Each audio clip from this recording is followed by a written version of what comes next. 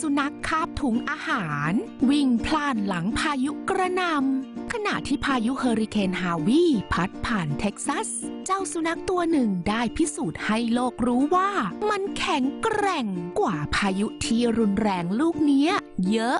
ก่อนที่พายุเฮอริเคนฮาวีจะส่งผลให้เกิดแผ่นดินถล่มเมื่อคืนวันศุกร์ซาวาดอร์เซโกเวียได้ทิ้งเจ้าโอทิสสุนัขพันธุ์เยอรมันเชพเพิร์ดของหลานชายไว้ที่หลังบ้านเมื่อเขากลับไปตรวจดูอีกครั้งเจ้าฮงตัวเนี้ยก็กลับหายตัวไปซะแล้วซาวาดอร์กลับไปตรวจอีกครั้งในเช้าวันต่อมาและก็สังเกตเห็นว่าถุงอาหารของเจ้าโอทิสหายไปเพื่อนบ้านได้บอกกับเขาว่าเห็นเจ้าโอทิสวิ่งไปมาพร้อมคาบถุงอาหารไว้ในป่า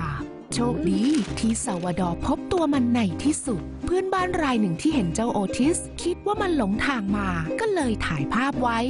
แล้วก็อัปโหลดไปยัง Facebook ซาวาดอร์เผยว่าเจ้าฮงตัวเนี้ยเป็นขวัญใจของทุกคนทั้งยังเป็นผู้ช่วยสุดน่ารักให้กับหลานชายวัย5 ขวบของเขาที่มักจะต้องไปโรงพยาบาลเพราะมีอาการชักและเป็นโรคหอบหืดอยู่เสมอ